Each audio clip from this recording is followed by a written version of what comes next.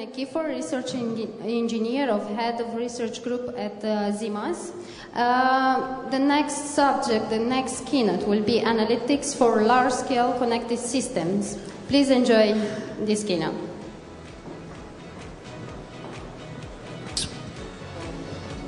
Question, no? Okay. The stage is yours, so. Oh.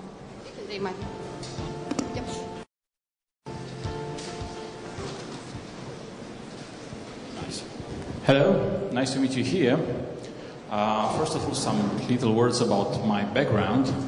I'm in IT industry since something around 18 years. In Siemens since 15 years, and on research, mostly projects since something like 7 or 8 years. Over those times, I passed by from being raw developer, raw analyst, project manager, end-to-end delivery manager. Some part it was one very nice experience in BT, British Telecom, back in 2007. And then I moved on to rebuild internet protocols, moving on to IoT, and then raising up and on top of the cake on the analytics, how to do with the data.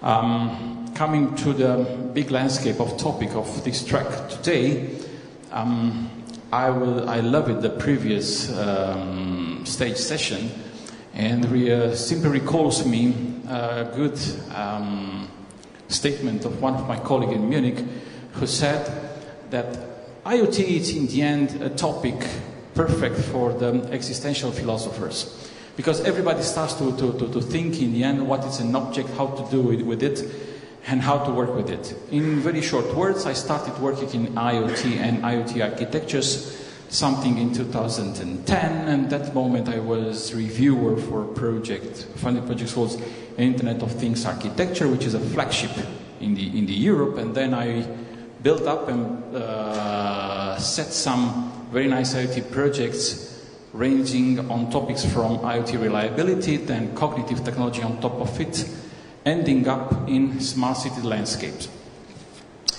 Today, I propose to bring you some thoughts and some experience regarding the analytics and the role of analytics over the large-scale connected systems. If we look today on how the subjects like IoT or the big data analytics are presented, comes up on different slides of the problem. Everybody goes on, being a bit biased by the cloud, saying, we will be able to get together some things, some data, we will be able to read it, do some analytics, and then extract some actionable information out of it.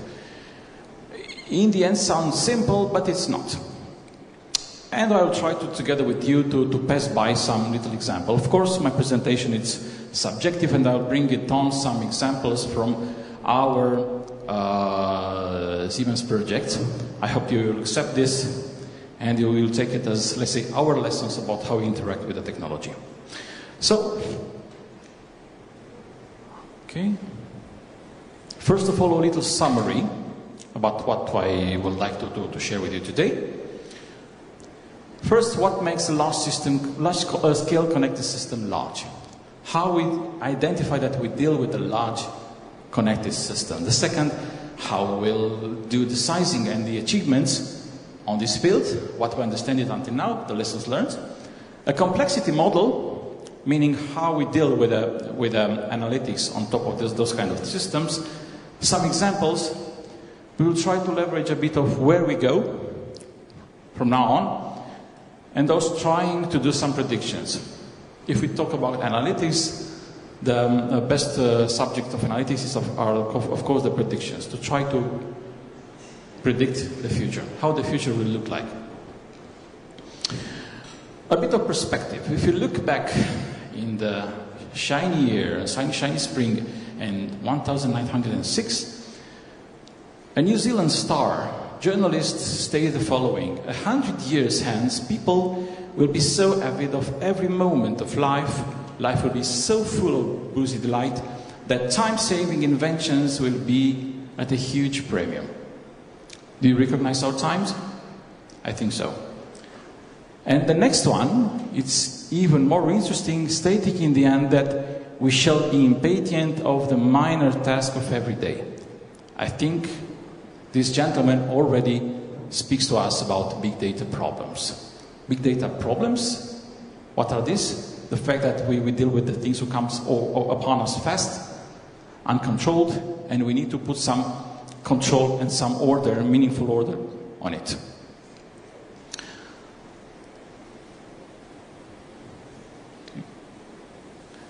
But what we observe today in the landscape, and I took a little example of what we call it smart grid subject. And for example, we have in the left-hand side a view of how it looks, a representation of the power grid in a certain area, and then to see what is good for. Practically, we need more power on the grid. But what could? You put some in order to move people and goods.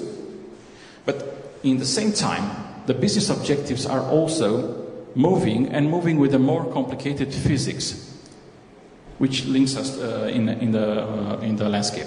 If we deal with the physics, we'll still link it on driven view of the world. But also the needs and the fact that we, for example, we're dealing not only also with centralized but also the decentralized landscape moves the targets of those business of connecting power with the way how it's consumed. And we observe a dynamic on the network. We are connected.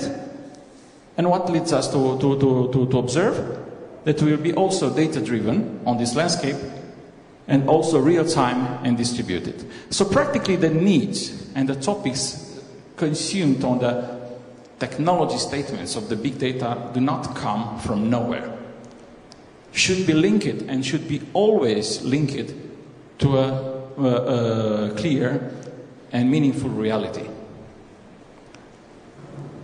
If I recall one discussion what I had with one of my colleagues in Princeton, say at some point, well, in IT jobs, we're kind of waiters towards the other kind of business in the world.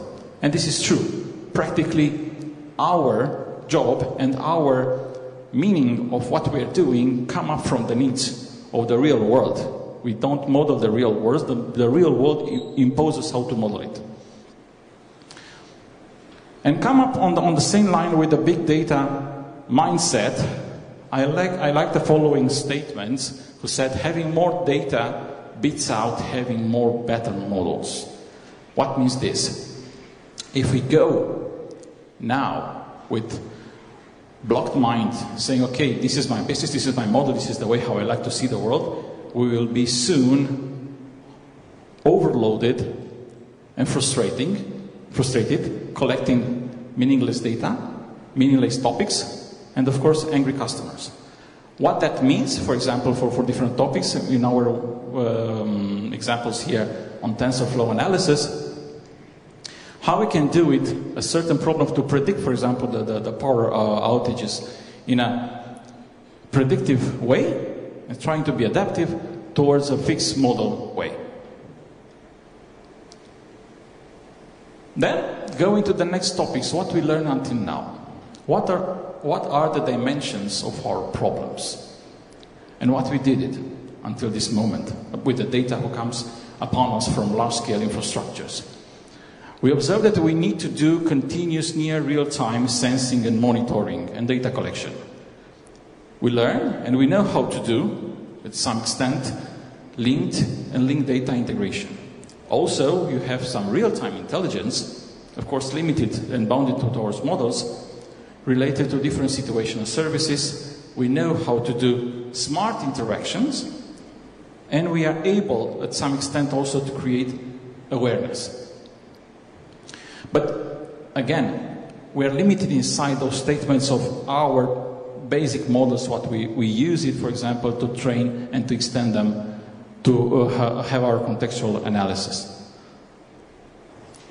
What is the role of data in all this picture? We can identify three large states of it. Of course, from collecting it, something that big data scientists call it forming the data lake, going to the next step on the data analytics, with his specific things, and of course going on the third phase of data use and reuse. I would like to highlight what is really hot on the topic of working with the data. First of all, the topic of accuracy. We collect a lot of data, and it's quite hard in this moment to separate the valuable things from the trash. Even more, we don't know if those digital trash, it will be useful at some point in the future. So we'll need a kind of strategy for the data who comes out and becomes very, very fast a legacy. In this moment, we don't have a totally predictable model when data stays useful and goes out from the usage. And the second thing, what I want to bring on your attention, it's related to the privacy and security.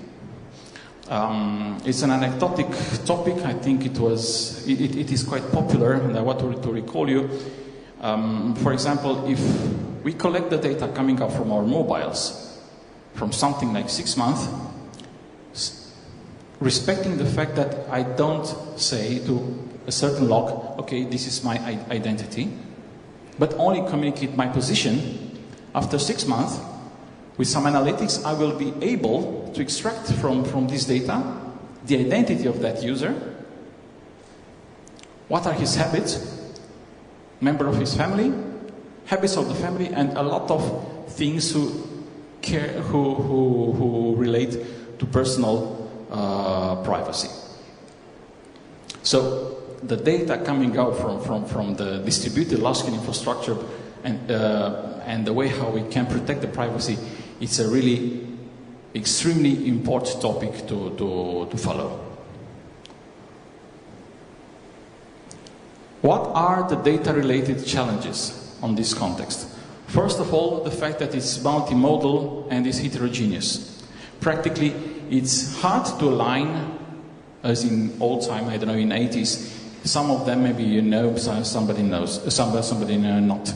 It was the example of the Hayes modems, able to speak only with a Hayes modem. The way that we are served with the data, but we don't know how to handle it, and we have to discover on it individual patterns. It's noisy and incomplete. Just think about the fact how much interferences we deal with. So, and we will realize that it's so hard to get trusted data from our infrastructures. It's time and location dependent.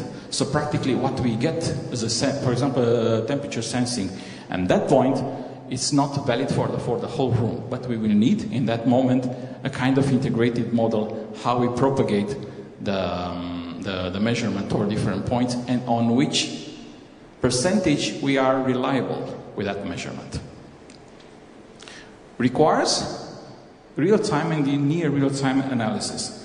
In very short, we need to know our data. We need to know what we consume. And I will give you an example from what we are doing. We are working, for example, for predictive maintenance applications for the gas turbines operations. Gas turbines are kind of very special and very nice sources of big data problems. If you look at this kind of toys, they have something like from 1,000 to 8,000 sensors equipped on different parts of it, cost something like 50 million euros each, and over the whole usage of turbines, more than 70% of the costs of TCO, total cost of ownership, is represented by maintenance. So I would say it's a perfect example about how we can combine the physics, knowing where exactly to place a sensor, and of analytics, what we are doing with the data coming out. For example, to understand where we should intervene and do, for example, a revision of our subpart to be able to reduce as much as possible the time out of service for that turbine. In short, what means for us, we call it smart data, this kind of subject, and imply domain know-how, device know-how, analytics know-how. So having just a flow of data may be enough in some cases, but for real large processes where the physical process evolve over time, it's not enough. A turbine is not the same data problem, for example, with a traffic system. Where a traffic system, we put, I don't know, under the street floor, some sensors counting the car, or measuring the quality of air. Practically, the level of measurements and the risk of measurement is the same on the traffic, but it's not the same on the turbine. Our sensors are simply in the danger of noise due to combined effects, for example, from vibrations or the gases in the combustion chambers. Going on, I propose you to think about a complexity model. Everybody loves to speak about analytics. If I remember something like 20 years ago, the people living in that age used it to call the job of the ones dealing in IT analyst programmer. Then I saw it in the last years, a movement towards the developers, and then this kind of new reborn of analytics. And we discovered that we have a lot of data scientists, and when you ask it what is doing the data scientist, oh, it's the one who designed the algorithms. And who are the others? The others are the coders. Okay, I'm not really in favor of this kind of separation. I'm still in favor to have the analyst programmer inside one job and doing with the same one head and head and two hands. And we can look, for example, what is happening in the, let's say, real tough systems, the growth of complexity of the engineering jobs. The first level, what we can identify is the descriptive one. And this one brings you the answer to the main question of what happened. I think this is a case of the most of the system what we build today. We have a database with the model, we have a business logic and some presentation. Okay, we hit the database with some question. Okay, what has happened? Look at some logs of the plant operation of some of our machines, and we get back an answer, full stop. The adoption of it is 99%. It's rule-based, it's simple, straightforward. The next level is the one of diagnostics. The key question here is, why did it happen? Here, the main topic, what we use it, for example, is the root cause analysis. And here comes the funny part, for example, if you deal with a tomograph, where you have something like 2,000 DSPs around it, trying to send measurements, you need to make a kind of root cause analysis to see how very expensive subparts goes to be out of use. It's not just the problem of changing the oil on your car, you go to change something far more expensive, and the root cause analysis, it starts to be really valuable. The adoption rate for this kind of approach is around 30%, and it's in very high-end industries. The next level is the one of predictive analytics. And here the key question is, what will happen? Here it comes the problem where the point when we start to gather our logs from different power parts and try to put some machine learning in place. And trying to identify, for example, to do a forecast. If I want to supply my factories with raw materials, I'm looking on the evolution of the material price over the last 3 years in correlation with my orders. Onward, I'm trying to select the model when I have to buy the raw material to keep the stocks as small as possible and the price of acquisition as best as possible. And the last one, the holy grail of analytics, is called prescriptive. And the key question here is, what shall we do? Practically, here we need to combine the techniques, being able to try to offer operational support optimization. For example, in the smart grid, coming back to my first example, we have the case where when we start to have an unbalance in one point, generates an unbalancing, not even in the neighboring ones, but in a connected network somewhere far. And in that moment, practically all the models before the prescriptive start to fail. And as you see, the rate of adoption there, it's still extremely low. Some concrete examples. First of all, our examples come up from real needs. And I will highlight this because we don't focus so much on what kind of big data technology we love. So we don't look at it as developers, but what kind of technology solve the problem. The first examples what I can bring you are, first of all, for example, from simulating future energy systems. And here we should take in account, for example, a huge volume of decentralized providers, bringing in extremely large problems, or, for example, trying to build up a model for an aircraft engine, which is quite a difficult thing. As I told you for the turbines, also here we deal with tens of thousands of sensors placed around this kind of device, which is really huge to model and to simulate it. The last two are related, of course, to the smart cities, where, for example, we simulate the way how different streams of data coming out from the city infrastructure, or maybe also social media, goes to combine together to be used for the generation of new services, or optimizing maintenance intervals for the windmills. A windmill, it's a very nice case, for example, because we present an interesting combination of piece of art between mechanics, mechatronics, electronics, and artificial intelligence. For example, being able to adjust the blade angle based on the grid demand and the wind availability. Where we go? Again, sorry for my subjective perspective, but I have identified here 5 large areas where I see these large-scale analytics being effective and where we are working. The first one is on industrial data analytics, where we are working, trying to get out the data from our machining and build up our prediction models. Then, coming next to the production optimization, where we can apply mathematical models. Plant diagnostics is quite a topic with a bright future, because it lands exactly on the area where the customers will pay the most in the future, the services post-sale.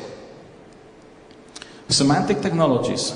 I don't know how many of you may use it until now. Is it someone who uses it, semantic technologies? Okay. I strongly recommend you, if you like big data, to start to push on it. And then, last but not least, to go on the Infield analytics, bringing the analytics as close as possible to our processes in what it's used to be called now, from IoT, the next step, cyber-physical systems. Trying some predictions. As you can see, Gartner predicted, starting with 2018, the demand for industrial level analytics and industrial level machine intelligence will simply boom. So I think, looking on how we look on the things, not only on the Gartner, but how we look at our forecast in the company, the ones who goes to develop their skills towards analytics, statistics, machine-to-machine communication will make a safe bet for their career. Last but not least, I try to provide you a bit of history of what was for us the evolution of technology. The last one, in 2015, you will see the Analytics. It's the key platforms of Siemens. For Siemens, Analytics comes up, and I'm proud to say that my team contributed decisively to bring up this topic. Thank you. Thank you. Thank you. Questions?